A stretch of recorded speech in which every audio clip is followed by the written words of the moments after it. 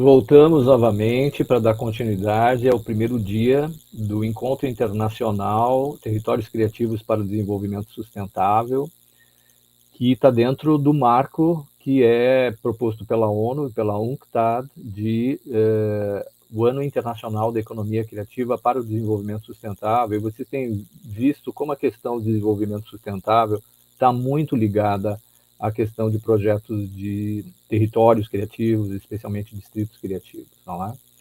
Então a gente está vendo diferentes tipos de... A gente viu o distrito... Hoje de manhã a gente viu o Distrito Criativo de Porto Alegre, que tem uma história própria, umas condições próprias. Depois a gente viu o Vibe Creative District na Virgínia, nos Estados Unidos, que é uma outra história completamente diferente, porque nos Estados Unidos existe uma política desde os anos 80, basicamente. Agora, acabamos de ver a Margarita apresentando o Bronx Distrito Criativo de Bogotá, e nós vamos agora conhecer uma outra experiência nos territórios, uma experiência em Quito, no Equador, com a Angélica Arias, que a gente vai chamar aqui para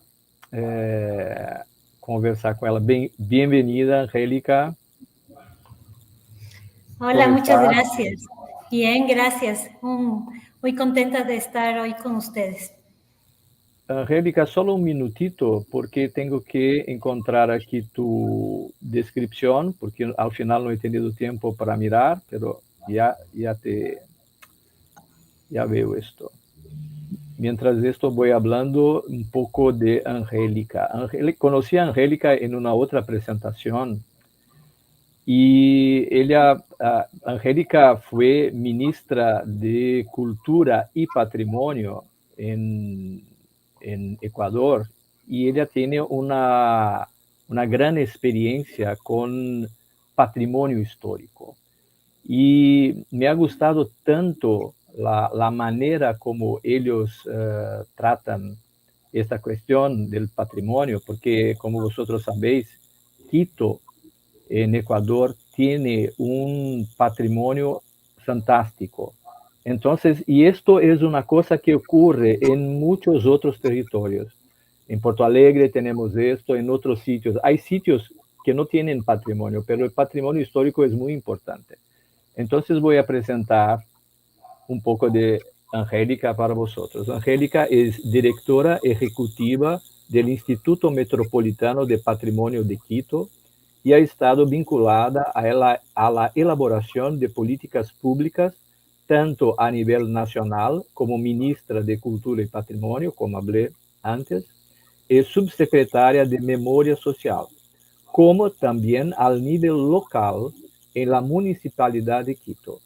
Es copresidenta para América Latina de la Red de Patrimonio Climático e integra el comité académico de la Organización del Patrimonio Mundial de Ciudades para la implementación de la Agenda 2030. Entonces, Angélica es una persona que tiene todas las condiciones para hablar de este proyecto que ellos han realizado allí en Ecuador, y con una base muy fuerte en el patrimonio histórico, que para nosotros en Brasil, claro, estamos aquí en Porto Alegre, nuestro patrimonio histórico es del siglo XIX, y allí vosotros tenéis mucho más antiguo y con un reconocimiento mundial. Entonces, Angélica, la palabra es tuya. Muchas gracias y estamos muy contentos con tu presencia. Muchas gracias, Jorge. Como decía, también yo contenta de estar aquí el día de hoy y compartir un poco esta experiencia desde lo que hemos tenido que enfrentar en Quito, en la ciudad de Quito, durante varios años. Mi intención es ver el lado más social del patrimonio, enfocar desde ese lado la presentación de hoy.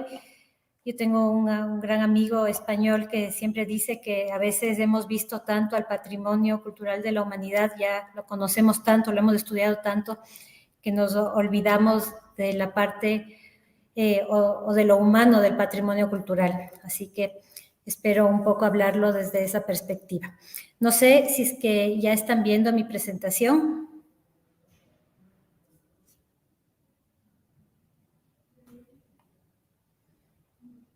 Jorge. Sí, estamos viendo perfectamente. Ya, perfecto. Ahí sí, entonces empiezo. Bueno, yo ahora les voy a contar un caso específico que se trabajó hace años desde el Instituto Metropolitano de Patrimonio de Quito. Y como decía, el enfoque y de lo que voy a hablar es justamente de la importancia del ser humano, en este caso a través de la participación ciudadana, tanto para la planificación, pero también para la acción en los centros históricos. Y lo voy a hacer pasando por una situación general rápidamente. Después me voy a detener un momento en la planificación estratégica a través de la participación ciudadana. Y al final, y esto es en lo que me voy a tomar más tiempo, voy a hablar de un proyecto específico que se hizo con un mercado tradicional en el Centro Histórico de Quito, como una manera de acción muy efectiva, participativa, sostenible en los barrios. Y aquí paso brevemente para que los que no conocen, bueno, Quito está en América del Sur, es la capital del Ecuador, y nuestro nombre es del Distrito Metropolitano de Quito. Justamente el centro histórico de Quito se encuentra en el centro físico del área urbana del Distrito Metropolitano de Quito. Y Quito fue declarado Patrimonio Cultural de la Humanidad, fue la primera ciudad junto con Cracovia de Polonia, en 1978, o sea, llevamos ya 43 años y un poco más de esta declaratoria. Tenemos un área protegida, un núcleo central de mayor importancia, de alrededor de 70 hectáreas, y el área de amortiguamiento que ustedes ven ahora con un gris intermedio, digamos, que rodea al área de primer orden, de un poco más de 300 hectáreas. Nosotros protegemos tanto al área central como a la de amortiguamiento con una norma igual de estricta, igual de conservacionista a toda esta área, las 370 hectáreas. Un poco el contexto social, bueno, pasa lo que pasa en muchos centros históricos del mundo. El área central, el núcleo central se ha ido despoblando ya desde inicios del siglo XX. De hecho, es en el área en que más servicios administrativos públicos tenemos. Está la Presidencia de la República, está la Alcaldía y muchas entidades que se relacionan con ellos. Pero alrededor tenemos 14 barrios dentro de la misma zona protegida, donde está la vivienda, donde está la mayor parte de la vida, del dinamismo, de la cotidianidad riquísima que se tiene, está justamente en este entorno que rodea el núcleo central. Aún así nos pasa lo que sucede también en otros muchos centros históricos. La tasa de despoblamiento anual es de aproximadamente el 2%, y estos no son buenos números para el futuro. Así que se debe trabajar de manera urgente, se está trabajando de manera urgente en el repoblar al centro histórico de Quito, pero con un gran reto que es no perder ese espíritu del centro histórico, no producir procesos grandes de gentrificación, que la gente que vive en el centro histórico se mantenga y más bien que lleguen otras personas a aportar a un espacio dinámico, rico, diverso. En el tema socioeconómico y edificado, estos son nuestros mapas de calor. Al lado izquierdo se puede ver. Tengo que comentarles que en el núcleo central, en el área de primer orden, en los últimos 30 años aproximadamente se han invertido un poco más de $1.000 millones en la conservación. Ahí es donde están la mayoría de edificaciones monumentales, las que se encuentran nombradas en la declaratoria de Quito, la de UNESCO. Es el área, como repito, más monumental. Entonces, casi todos los recursos se han invertido en este núcleo. Alrededor menos, bastante menos, como digo, es donde más gente vive, y realmente en este momento, luego de que tenemos al núcleo central muy conservado, bastante dinámico, con una efervescencia económica también importante, sabemos que tenemos que enfocarnos en los barrios donde está viviendo la gente, que también son patrimonio mundial, donde están inmuebles no de carácter monumental, pero sí los inmuebles que más espíritu, alma tienen, porque es ahí donde está viviendo la gente, donde están viviendo las familias.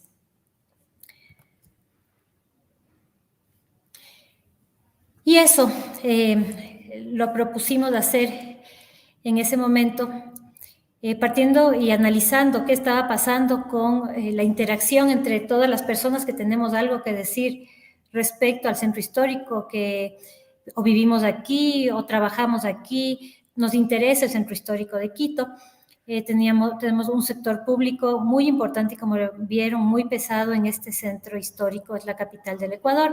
Un sector privado que quiere invertir en el centro histórico, lo hace de vez en cuando, pero sin coordinación con ninguno de los otros sectores. Y tenemos una ciudadanía que yo les digo que son unos héroes, que son muy valientes, porque a pesar de los altos y bajos del centro histórico de Quito, se han logrado mantener aquí y siguen queriendo a esta parte de la ciudad, pero también en desconexión con el sector público y también con el sector privado. Nosotros lo que partimos fue de este gráfico que ven al lado derecho, de cómo integrarnos todos, cómo lograr esta sinergia, esta simbiosis entre todos, para en ese momento ejecutar el plan estratégico del Centro Histórico de Quito, pero tomando en cuenta todos los puntos de vista, por un lado, pero por otro también comprometiéndonos todos a sacar adelante a este que es nuestra área patrimonial. Tengo que decir que en un inicio fue bastante controversial esta decisión. Los planes en el Centro Histórico de Quito, al ser un centro patrimonio mundial, se hacían siempre a través de consultorías de expertos, muchas veces de expertos solo internacionales, que nos hacían unos planes maravillosos que al momento de llegar acá no se lograban asentar porque no estaban de acuerdo con nuestra idiosincrasia, con nuestra cultura, a veces inclusive con el marco legal que nos rige. Nosotros decidimos hacerlo con un grupo interno multidisciplinario. Teníamos desde abogados, economistas, historiadores, patrimonialistas, urbanistas, sociólogos, entre otros. Logramos también varias cooperaciones técnicas para ciertos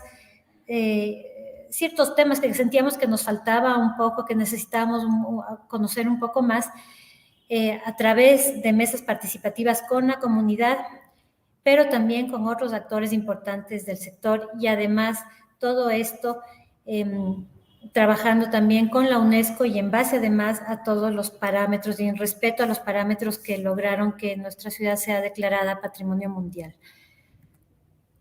Digo que fue polémica porque de una consultoría que se hubiera hecho en 6 meses máximo, nosotros decidimos hacer un proceso de 2 años, participativo, pero sosteniéndolo y comprometiéndonos con todas y cada una de las personas que iban entrando a las mesas de diálogo, a las mesas de participación.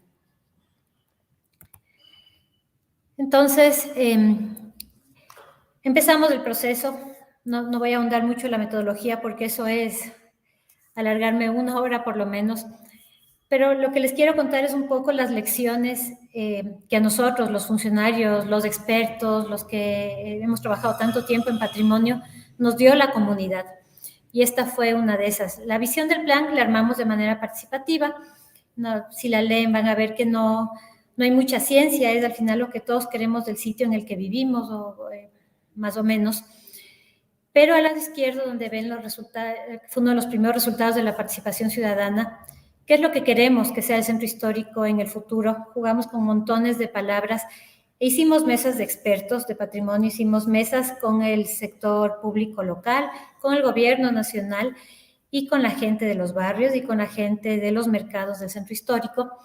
Y los primeros 5 puntos que ustedes ven al lado izquierdo, seguro, organizado, cultural, rehabilitado y limpio, fueron compartidos por todos los grupos, desde los expertos y, como les digo, la comunidad y los distintos actores y los funcionarios públicos también.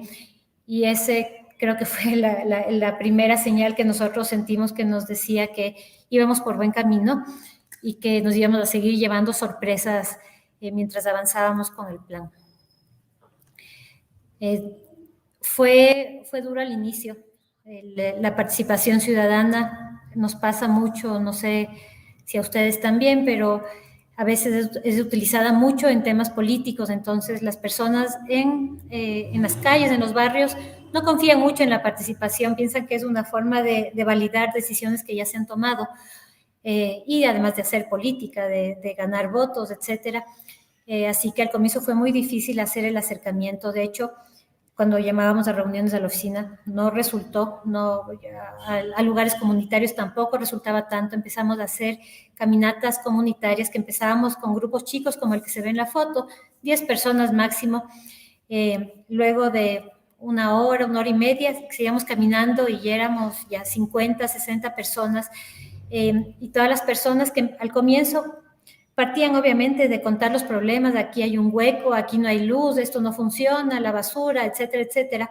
Ya en ese momento habían pasado a un proceso de mostrar de todo lo que están orgullosos de su barrio y de su calle,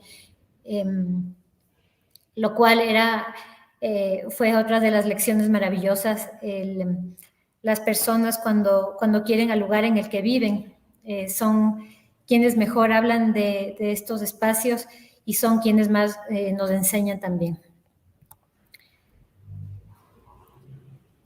Y esto ya un poco para ir terminando con lo del plan, porque quiero irme directo al proyecto que les comentaba. Esto, en esta lámina se resume todos estos 2 años de trabajo increíbles, llenos de aprendizaje.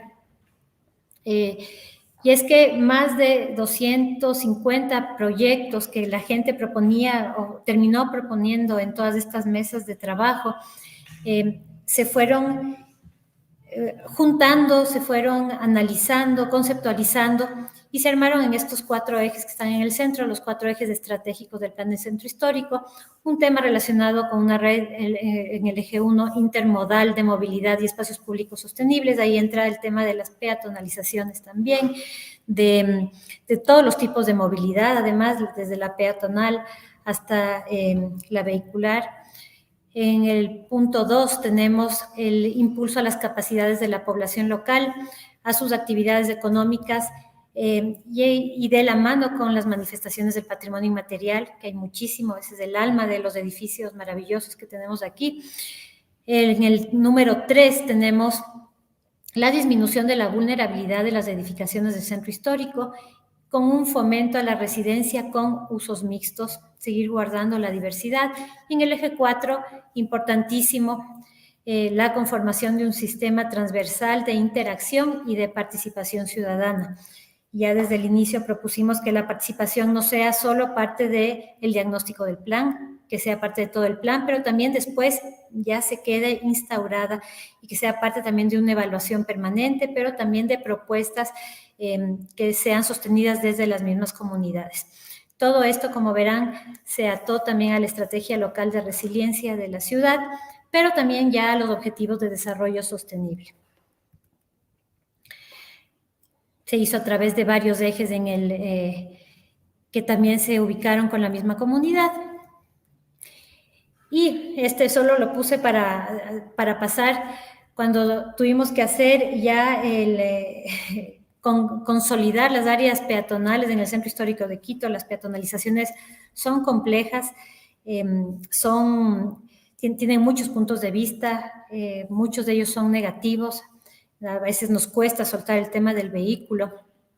Lo hicimos mientras avanzábamos con lo del plan. Como ya vimos que el tema de peatonalización era un tema fuerte, se trabajó con participación ciudadana la ampliación de estas redes. Que pasó de esto, las vías peatonales eran las que ven, como ven, son todas paralelas a esto, que donde justamente ya logramos que todo un área logre ser peatonal y que además esté preparada para que en esos 2 puntos que ustedes ven ahí, en esas 2 bolitas rojas, es donde serán las 2 bocas de la estación de metro de Quito, las 2 que están en el centro histórico de Quito. Así que ese fue otro de los momentos importantes de la participación. Y para ir ya concretando, pasar de esto que a veces es tan abstracto, tan etéreo, tan a veces lejano de lo que ocurre en el día a día y en el territorio, que es la planificación, que es súper necesaria, pero creo que también la planificación debe lograr transformarse de manera rápida, y eso hicimos con este proyecto a través de un proyecto piloto con un mercado del centro histórico, volverse en acciones, porque la participación ciudadana también tiene un lado muy importante, que es mostrar que efectivamente el esfuerzo que está haciendo la gente de participar en las mesas, de dar su opinión, no solo es escuchado, sino que es concretado en acciones puntuales, que los barrios, que la gente sienta que han aportado a su vida, a su cotidianidad, y no de aquí en 10 años, ojalá, sino de manera también rápida atender las necesidades de la comunidad. Entonces, como les decía, esto se hizo en un mercado, la Plaza Arenas, es un mercado muy tradicional del Centro Histórico de Quito, está en el área UNESCO justamente, 254 comerciantes. Quisimos partir con este mercado considerando que en el distrito metropolitano hay 53 mercados más, todos con importantes valores inmateriales de patrimonio cultural, y además que trabajar con comerciantes es trabajar con comunidades, es trabajar con producción, es trabajar con alimentación, bueno, con muchísimos ejes, con artesanos. Emprendimos este proyecto con la Plaza Arenas. Esto es solo una mirada rápida de los usos de suelo. El morado que ven ahí es la Plaza Arenas. Y alrededor tenemos comercio, residencia, educación, tenemos un parque también. Y tenemos una calle muy tradicional y muy querida por nosotros, los quiteños, que se llama La Guaragua. Solo como un contexto general, en el año 2016, esa calle, en la parte baja, justo abajo de donde está la flecha roja, se ponía la Policía Nacional, en la parte alta también se instalaba la Policía Nacional, y cuando uno quería entrar a la calle, a uno le decían, no ingrese porque le van a asaltar, no ingrese porque es peligroso, le van a robar. Entonces nadie ingresaba en esta calle tan querida y tan tradicional nuestra, la veíamos desde afuera, obviamente todos con pena y sabiendo que hay la necesidad de hacer algo. Luego de esto, empezamos a trabajar con la Plaza Arenas y se planteó una intervención física del mercado. Fue a pedido de los comerciantes, que se querían unos arreglos menores, que se arregle la plaza, las edificaciones. Esa es, digamos, es una de las tareas principales de este instituto, de eso es la obra física en patrimonio cultural. Pero en ese momento, y ese que fue el detonante, nosotros lo que hicimos es proponerles mesas de trabajo para ir un poco más allá, que no sea solo el trabajo en edificaciones, plaza interior e infraestructura, sino nosotros les pedimos que además empecemos a trabajar juntos en un modelo de gestión. Este era un mercado que lamentablemente durante muchos años estaba identificado con la venta de artículos robados. Y ellos querían un poco cambiar esa imagen desde afuera, pero no sabían cómo. Empezamos a trabajar juntos, les pedimos que sean parte de las mesas del plan del centro histórico también, y empezamos a hablar de la corresponsabilidad, que es una palabra que a mí me encanta. Todos somos parte, todos somos dueños, en este caso, del patrimonio cultural de la ciudad, ni hablar. Entonces, ¿por qué y cómo debemos todos también aportar en que salgamos adelante como ciudad en este caso? Empezamos con todo este trabajo y de pronto los vecinos les llamó la atención y quisieron ser parte de esto. Entonces la intervención, que empezó con esta intención de ayudar al mercado, creció y fue una intervención más amplia con el barrio y con las casas vecinas. Muchas de esas ya estaban desocupadas porque la gente tenía miedo de vivir ahí, los negocios habían cerrado. Y un colegio que estaba también al lado, estaba también ya pensando en mudarse de esta área.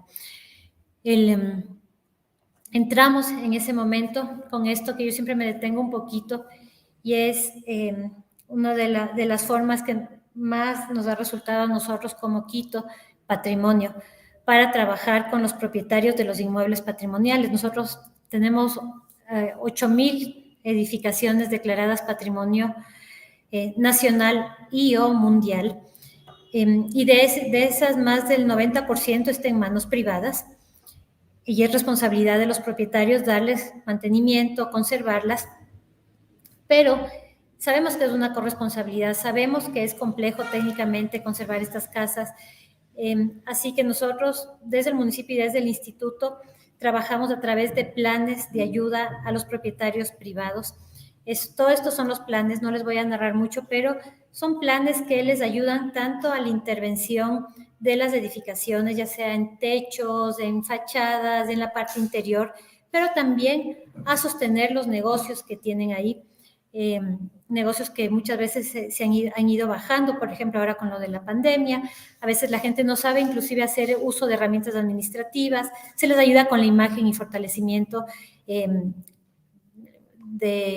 del negocio en sí mismo, es comercio menor, como les he dicho. Entonces entramos con todos estos proyectos, con todas estas propuestas, a trabajar con este barrio. Ya recuerden que ya no era solo el mercado, sino que ya estábamos con todo el barrio en ese momento. Y además, con un barrio ávido de, ya en ese momento, de participar y de proponer, de tener contrapropuestas, se empezaron a organizar entre los distintos grupos del barrio y se conformó un solo grupo que sabía o que decidía hacia dónde querían que camine el barrio, ¿no? Solo para terminar con el tema de los programas, son subvenciones que se da desde el municipio, se contratan las obras completamente desde la institución, se hacen obras técnicas, hay una subvención, como digo, que cubre el municipio y el otro, lo restante, lo paga el propietario hasta en 10 años junto con el impuesto predial. Es uno que este programa tiene mucho éxito, es muy querido por la gente. Nosotros también lo queremos mucho. Y bueno, pasando ya de todo el trabajo de lo físico, de todo lo que es sentarse en las mesas, de dialogar, a veces de discutir, negociar, hay procesos que han tenido que ser facilitados, a veces la gente dentro del mismo barrio no se hablaba unos con otros, bueno, todo eso ya se iba solventando. Y nosotros desde el municipio, desde el instituto, nos empezamos a preguntar y a exigir, de hecho, cuál es nuestra contraparte, aparte de la obra, ¿no es cierto? Porque esa es nuestra tarea, hacemos la obra civil, arreglamos esto, pintamos lo otro, hemos elaborado el plan, pero ¿qué otras herramientas hay en la institucionalidad municipal que puedan ayudar a lo que este barrio está pidiendo para su barrio? Es un barrio que se ha relacionado mucho, se identifica mucho con lo cultural, con lo artístico. Hay muchísimos artesanos y artistas en este barrio. Entonces, trabajamos con el área de turismo de la ciudad y se empezó a promocionar como corredor artístico, a tener una agenda cultural muy fuerte que la armaban los mismos vecinos y nosotros la potenciábamos dentro del municipio. Nos pidieron una peatonalización después de lo complejo que fue hacer las peatonalizaciones en otras áreas. Este barrio se organizó y ellos nos solicitaron una peatonalización importante, se iluminó mejor y, como les decía, ellos fueron parte de todo el proceso de armado del plan estratégico del Centro Histórico de Quito. Todo esto logró un empoderamiento gigante. Estas son algunas fotos del barrio, no les mostré un antes porque, bueno, todo lo que ven aquí estaba deteriorado, no había nadie en esta calle maravillosa. Ahora lo que ven es la calle La Guaragua, esta que tiene las luces, es nuestra querida calle La Guaragua. Y lo que ven aquí abajo, los chicos tocando música clásica, es dentro del mercado, de este mercado Arenas que se relacionaba con el tema de robos, que solo habían artículos robados, etcétera. Se transformó en esto, sitios donde hay desde torneos de box, vienen los chicos que tocan música clásica, también los que tocan música tradicional. Y aquí en la foto de la derecha, la primera publicación que salió del plan del Centro Histórico de Quito la entregamos efectivamente a la gente de la Plaza Arenas. Este era el presidente de ese mercado. Y estas son varias de las reflexiones que nos quedaron luego de este proceso maravilloso. Además de todo esto, de la corresponsabilidad, de que se lograron reducir los niveles de vulnerabilidad, la habitabilidad, la participación en temas tangibles, en datos, que a veces nos gusta oír datos para ver si es que fue mejor o fue peor, digamos, de la intervención. Cuando nosotros entramos, el 80% de edificaciones ya no tenían uso en todo ese barrio. Ya los propietarios ya no habían vuelto, estaban todos los negocios cerrados, solo funcionaba la parte del mercado.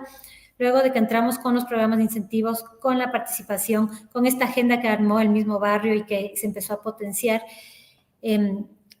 se ocuparon en un inicio el 30% de estos locales que estaban abandonados y después terminaron ocupándose 30% más, o sea, en total el 60% en ese momento inicial luego ya de haber hecho la obra civil, de haber sacado el plan, de haber trabajado. Ese fue uno de los primeros datos maravillosos que se lograron ahí. Luego, obviamente, ya cuando quedó lindo el lugar, cuando los vecinos estaban orgullosísimos de lo que se había logrado, había mucha gente, mucha actividad cultural, muchas horas del día. Se volvió una de las calles más seguras, además del centro histórico. Vino ya la ola ahí se grababan videos, partes de películas, vino la campaña, no me acuerdo si era la de alcaldía o la presidencial, y todos los candidatos se tomaban la foto en la calle La Guaragua. Y como repito, los mejores embajadores, las personas que más cuidan esa calle, son justamente los propietarios, las personas de los mercados. La gente que tiene sus locales alrededor, la gente de los colegios alrededor. Entonces, sí, realmente esto ha funcionado bien. Tengo que decir que no fue un proyecto especialmente caro. Fue, de hecho, de la media que nosotros manejamos, es de los proyectos medio bajos en cuestión de inversión, pero es el que más se ha sostenido en el tiempo. Y a partir de no solo nosotros, sino yo he ayudado a varias ciudades Patrimonio Mundial a desarrollar metodologías participativas para la reactivación económica, para que la inversión pública se sostenga, pero principalmente para lograr que el patrimonio permanezca vivo. Como les decía justamente al inicio, tenemos que acordarnos que el patrimonio cultural de la humanidad, además de ser esto tan técnico, que está muy bien delimitado, tiene unos valores muy específicos, que claro, eso es lo que hay que resguardar, pero hay que pasar de eso hacia otro punto, que es justamente que todo ese patrimonio gira alrededor del ser humano, y si se pierde el ser humano, se pierde la razón de ser del patrimonio cultural. Y bueno, y termino con esta fotografía, que es una de mis favoritas. Esta es una de las peatonalizaciones que más nos costaron, que más se demoró en cuanto a participación ciudadana. Es una calle emblemática en plena área UNESCO, en el Centro Histórico de Quito. Y después de todos los procesos, se logró esto que ven en esta fotografía, y es el uso de las personas. En este caso, vean a los niños en la calle jugando. Se le devolvió el espacio a la gente, y sí, a los turistas, a los visitantes, pero en primer lugar se le devolvió el espacio a la gente que habita, que trabaja, que está en el centro histórico, y qué mejor que representado en los niños. Así que ahí termino. Muchísimas gracias. Quedo a la espera de cualquier inquietud.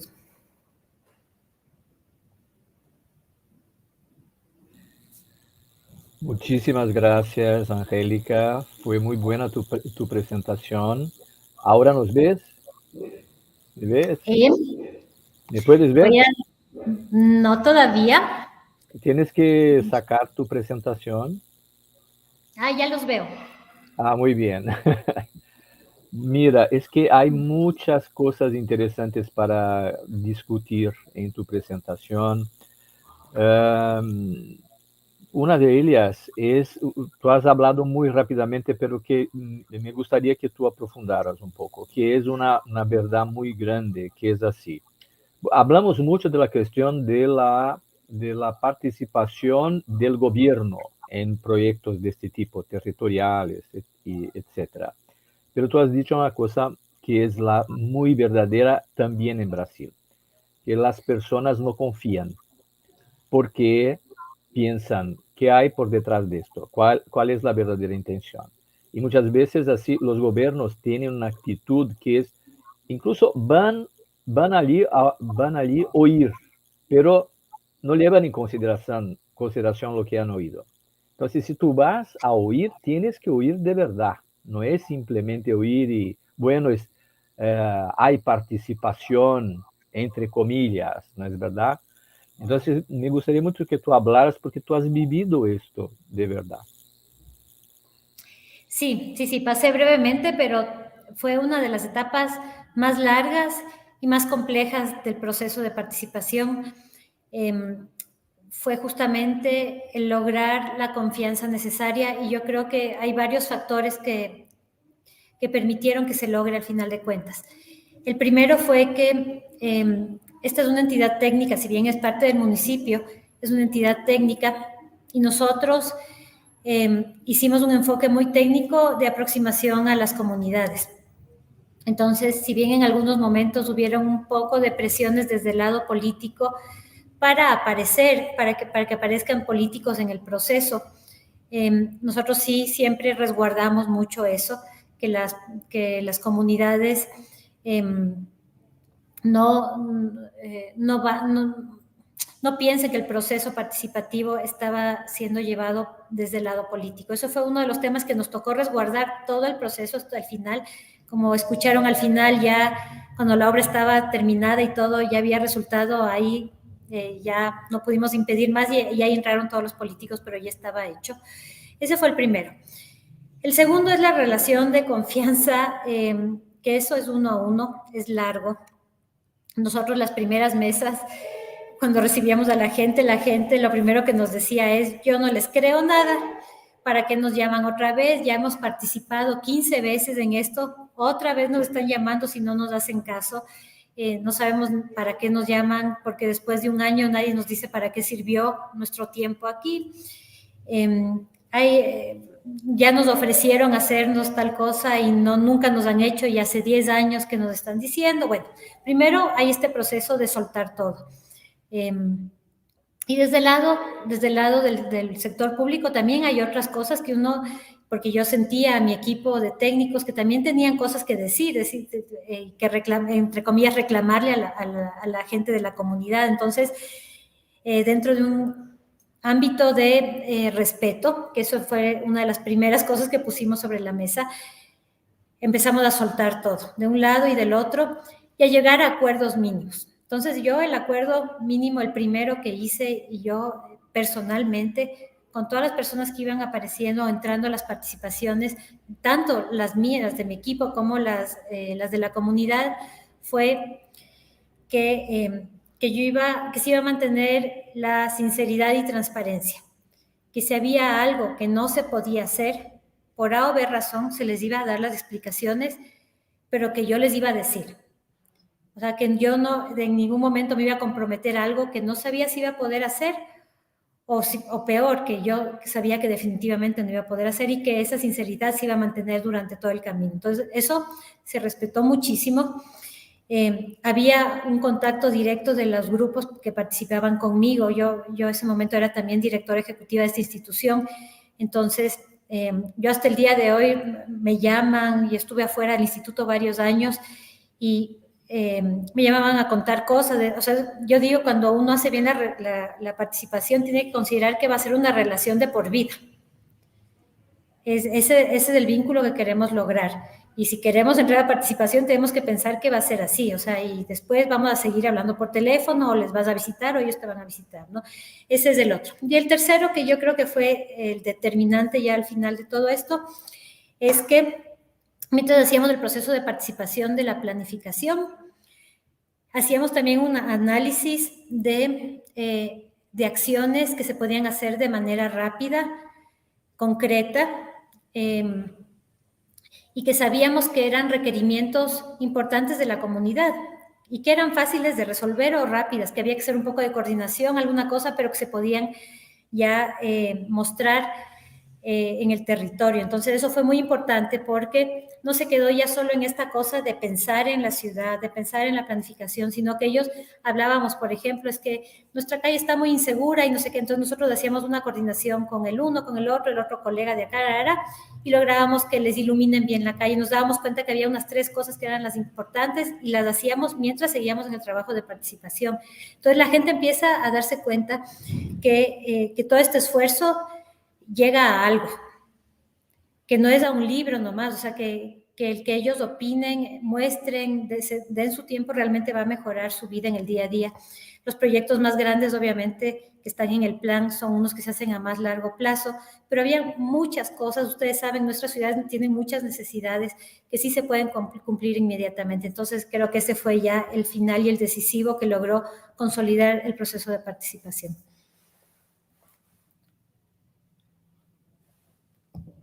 No te escucho, Jorge. Ahora. Muy bien. Tú tienes que ayudarme también, Angélica, si me olvido, ¿vale? No, es que decía que las ciudades brasileñas son muy parecidas con otras ciudades latinoamericanas. El centro de Quito no lo conozco, pero por lo que oigo y por lo que veo, es muy parecido con el centro de Porto Alegre aquí. Entonces hay mucho comercio menor, ¿no es verdad? Esta es la expresión que se utiliza en español, un tejido comercial muy fuerte, pero hay un problema grave de seguridad, de limpieza, y esta es lo que las personas que viven allí, trabajan allí, quieren. Entonces muchas veces los gobiernos vienen con proyectos mirabolantes que nunca se harán, mientras que las soluciones del día a día que estas personas necesitan. Entonces, es una estrategia del punto de vista del gobierno, si quiere ganar confianza para trabajar, es mira, lo que es importante para ti es esto. Mira, no es tan difícil, no es tan caro. Vamos a empezar por allí porque es una manera, es una acción verdadera en el corto plazo, no así una esperanza en el futuro que será mejor. Entonces, yo creo que es que este proyecto es muy interesante porque tú vienes de la área técnica, ¿no es verdad? Tu formación es totalmente técnica, Sí. pero tú has visto el otro lado, que no es suficiente razonamientos técnicos en cuestiones territoriales, porque hay gente que vive en el territorio que tiene su manera de pensar y de vivir y que se tiene que respetar también. ¿Quieres comentar alguna cosa sobre esto? Sí. Bueno, hay un acuerdo que hay que también formar al inicio, que es un acuerdo que no se pone mucho sobre la mesa, pero que hay que conversarlo, y a mí me tocó hacerlo con mis equipos técnicos, también muy formados desde la parte técnica, con mucha experiencia. Y es que nosotros, antes de embarcarnos al tema del plan, analizamos cerca de 100 documentos técnicos, muy técnicos, del Centro Histórico de Quito. Comprenderán cómo es el primer centro histórico de la humanidad, es el más importante en el Ecuador. Y, bueno, tiene toda una historia alrededor del tema patrimonial que es muy valiosa. Ha hecho también que todas las instituciones públicas de aquí del país, las locales, de la región, inclusive otras más lejos, todo el mundo ha hecho estudios sobre el Centro Histórico de Quito. Todos, tenemos todos los estudios. Nosotros decíamos, a ver, el Centro Histórico tiene muchísimas problemáticas, algo no está funcionando. Ya le hemos dado 3 vueltas, 20 vueltas desde la parte técnica. ¿Qué es lo que está faltando? ¿Qué es lo que nos falta como técnicos, como expertos, como sector público, que no logra hacer que todas estas ideas maravillosas se concreten en el territorio? Y es ahí que se abrió la puerta al tema de la participación ciudadana. Entonces, como tú dijiste al inicio, yo estoy muy de acuerdo. Uno también además de mostrar lo que sabe, de contar, de decir, creo que a veces es mucho más valioso saber escuchar, pero escuchar de verdad, o sea, con conciencia plena de que uno puede aprender de esa persona que está al frente, y esa persona al frente puede ser el comerciante del mercado, puede ser una señora que pasa en su tiendita sentada a las 24 horas, puede ser una niña de una escuela. Yo creo que tenemos que ser más sensibles con eso, más sencillos, porque si no el proceso de participación va a tener ya una traba inicial. Muy bien. Tengo una pregunta aquí del público, es del profesor Magnus, que es también ponente en este encuentro. Mañana hará una presentación.